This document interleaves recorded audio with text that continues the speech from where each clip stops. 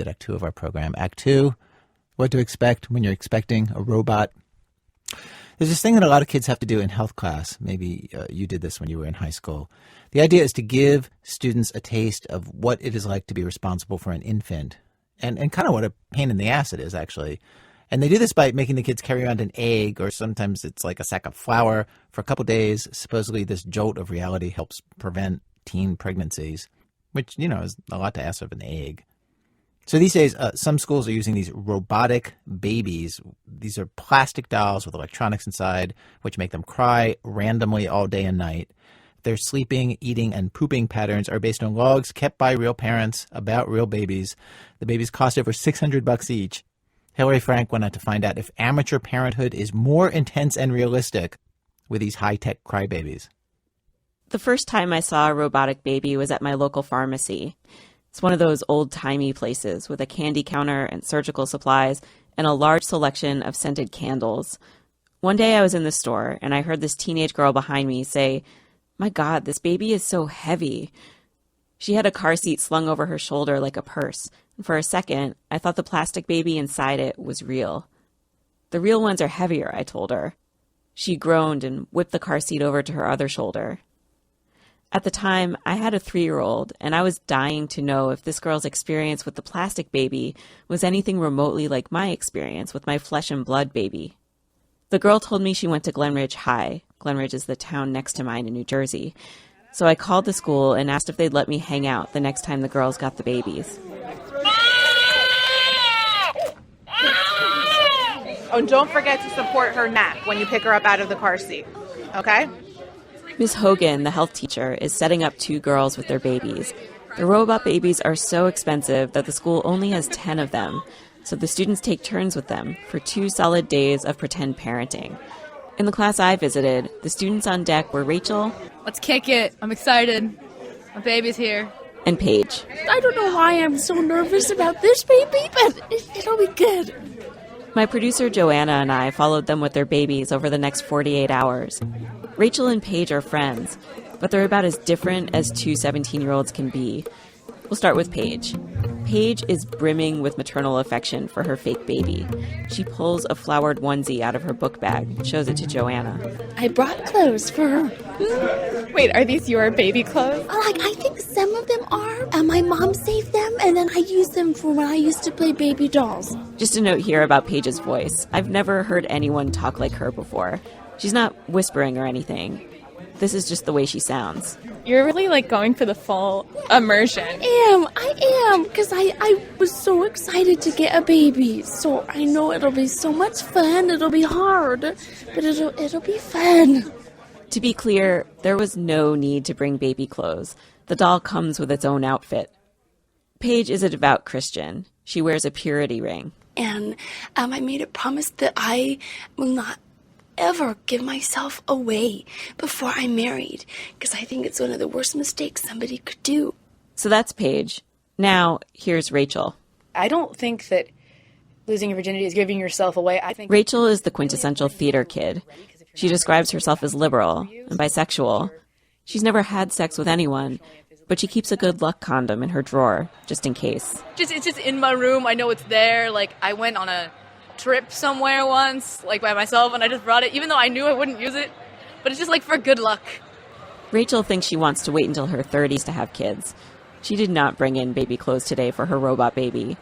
She thinks this whole baby thing will just make for a fun story, like the time she joined the boys' wrestling team and wound up puking in the locker room. I've been more excited about the backstory than anything else. I need to find who's the father. I need to figure it out. Was it left on my doorstep? The girls take their babies. Each is in a car seat. Each looks like a real baby except plastic, with a huge speaker on its chest, a vacant stare. Their lips are always pursed for feeding, and somehow they always look a little pissed off.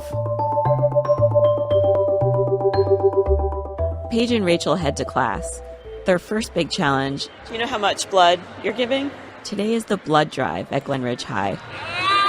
Take my gloves off. Rachel is laid out flat on a table with a tourniquet around her arm. Her baby is on the floor behind her head in the car seat. The lab tech says, "You're not allowed to give her the baby." She can't give Rachel the baby. I don't like this. I want to take care of my baby. I don't like this sound. If those cries sound disturbingly real, it's because they're recordings of actual babies crying. Oh, the baby really wants me now. And if Rachel could get to her baby, here is how she would get it to stop crying. It has to be her. It can't be someone else. She's being graded on this.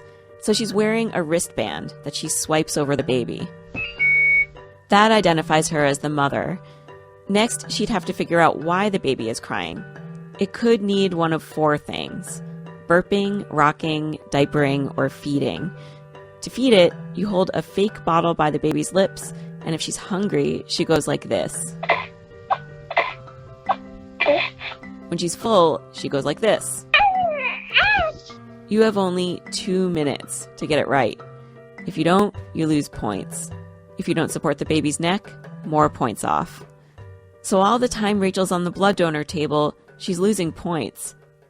The lab tech holds Rachel's arm, pushes the needle into her vein. Ow, ow, ow. It really hurts now. It hurts more now. Ow, ow, ow. Okay. And then, like any stressed out drama geek, Rachel bursts into song. Opera. Are you singing because of the pain or because you don't want to hear the baby crying? A little bit of both. Mostly because of the pain. I'm sorry, baby. Meanwhile, Paige's baby seems to need attention constantly. She'll feed it or rock it, and it'll stop crying, but then start up again 4 minutes later, then 5 minutes after that, then another 7 minutes after that. I think I've kind of learned already. It's only an hour and a half into it. I've definitely learned this baby, it's kind of like a normal baby, but not, because I think a normal baby is not this needy. Of course, a human baby is way more needy, but amateurs.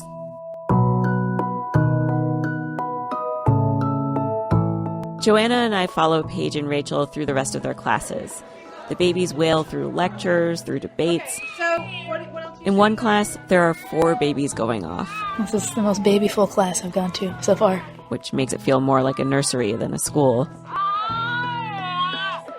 While taking a test, Rachel discovers a clever workaround. She props the bottle up in the car seat and basically has the baby feed itself. Some teachers are amused, others aren't. The girls are especially nervous about bringing the babies to play rehearsal. They tell me the director's a little shouty. Hello! We are going to begin.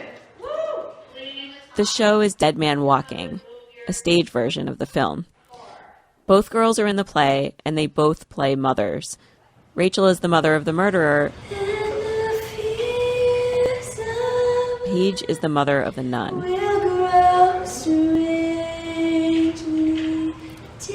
Paige is standing on a raised platform at the back of the stage. She's swaying a little, looking up at the spotlight as she sings. And then, just as she feared, from backstage, her baby starts crying. Paige lunges off the platform and trips on a wooden crate that's part of the set. She flies through the air, oddly gracefully, and lands smack on her knee. Clearly, she's not fine. She's on the ground, hugging her leg. Everyone circles around her. Since it was blood drive day, there's a student volunteer there, still in his EMS uniform. He checks her leg to see if it's broken. It's not. Just a really bad bruise. Paige is crying. Her baby is crying. She's cradling the baby in her arms. Someone turns the spotlight on them. Paige looks like the Virgin Mary. At this point, Paige decides she's ready to cheat. One of her friends tells her to take off the bracelet. Paige wriggles it off her wrist and hands the baby and the bracelet to the girl, who gets to work triaging. Burping, rocking, burping, feeding. It just needed to be held. It needed to be held? Yeah, it just needed to be held. And I burped it, but it didn't make any burping noises. How are you feeling about motherhood now, Paige? I hate it. I'm just kidding. It's just really stressful. sorry, I'm in so much pain.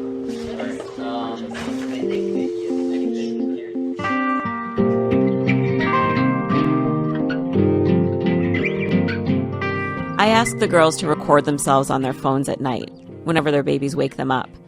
Here's Rachel. And so it begins. This is the first time she's woken me up. It's 11:30 p.m. Diaper changing and the bottle have not worked. I'm attempting to rock the baby.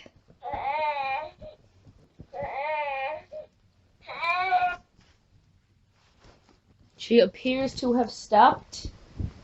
Hopefully she'll be sated for a while. Rachel, over and out.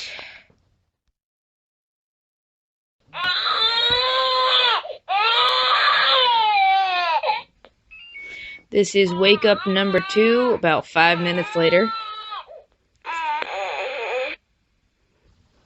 It seems like she doesn't really need anything. She's just lonely, I guess.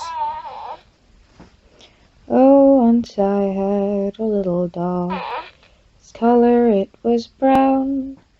I taught him for to whistle. It is 4:13. The baby was hungry again. The tiredness is really setting in. I've grown strangely emotionally attached to this lump of plastic, and I'm going to be a tiny bit sad to get rid of her. Rachel records herself every single time the baby wakes her up, both nights, a total of 9 times. Paige was so overwhelmed by the night wakings that she didn't wind up recording herself at all. Like, I'm so tired, and I don't know why, but I feel like my whole body has just been slammed up against a wall. I can barely keep my eyes open, and I just feel so exhausted. And how were you feeling while it was going on? Were you feeling mad at the baby? A little bit. I wasn't like mad. I just, my mama came in and said, "Well, scan it, sweetheart." And I remember saying, "I already did." And then I took her diaper off, threw the diaper, put the diaper back on, and she still was crying. And I looked at my mom and said, "Mom." And so around the 3rd time she woke up, I was like...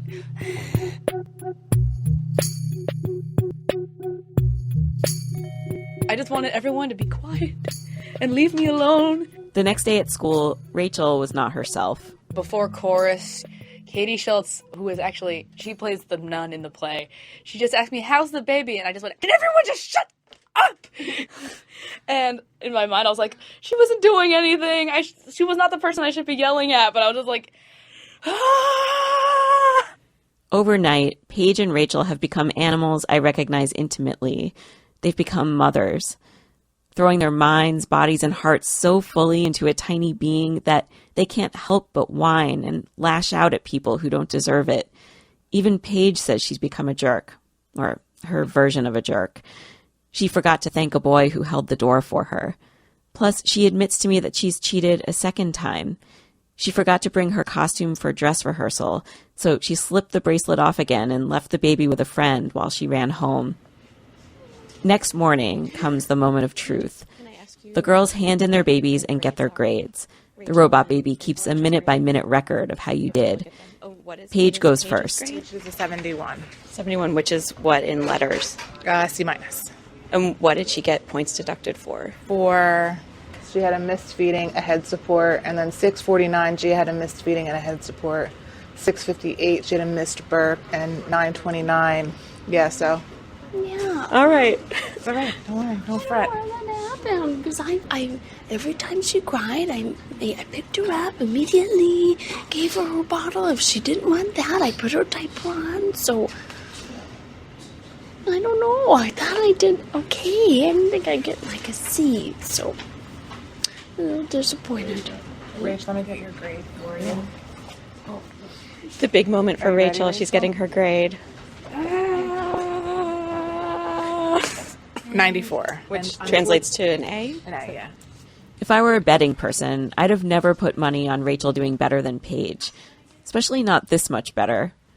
For all of her baby clothes and maternal instinct, not to mention wanting to be a young mom, Paige turns out to be a below-average mother, at least when it comes to plastic children. Has this changed the way you feel about becoming a mother and about babies? I thought, like, I could have a baby at 21. I'll go to ministry school, meet a man of God, a man of my dreams. We'll get married and have a baby. But I think maybe maybe a little older than I thought. Like, I cannot even imagine putting a baby, a life into my world. And I think it'd be horrible. Paige isn't sure how old she wants to be when she starts a family now. She just knows she can't even picture it. Her whole life plan has been thrown out of whack by her robot baby. My response to the baby was almost the opposite of Paige's, in that if I have a baby really young, I feel like I would keep the baby. I also never would have guessed that Paige and Rachel would flip their positions. Because I kind of like the feeling of having a baby. Like, for some reason, like, I guess the idea that someone or something, like, needs you and only you kind of makes you feel, like, important. It was awful, but at the same time, like, I kind of liked it. I never really thought that I would want to have a kid younger, but maybe I would. Rachel called it early onset baby fever and said her mom was freaked out by it. I asked one of Rachel's teachers and the president of the company that makes the babies about this ironic and unintended outcome, that the robot baby made a teenage girl want to have a real one. They both said this was rare. They shrugged it off. The teacher said she was sure Rachel is the kind of girl who will make a thoughtful decision about when to have her own child. Overall, the girls had a way more authentic mothering experience with the robot babies than I'd expected. But the moments when Rachel and Paige couldn't be available to the babies, when Rachel gave blood, when Paige fell, the girls lost points in those moments. When you're a real parent, those things happen all the time.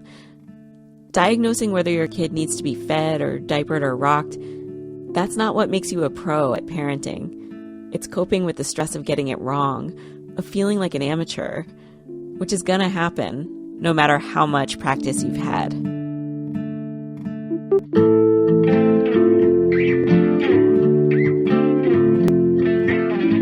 Hillary Frank. She's the host of the parenting podcast, The Longest, Shortest Time, which I have to say is great because unlike most parenting stuff, it is not actually designed specifically for parent listeners. It's for anybody. It's distributed by Earwolf.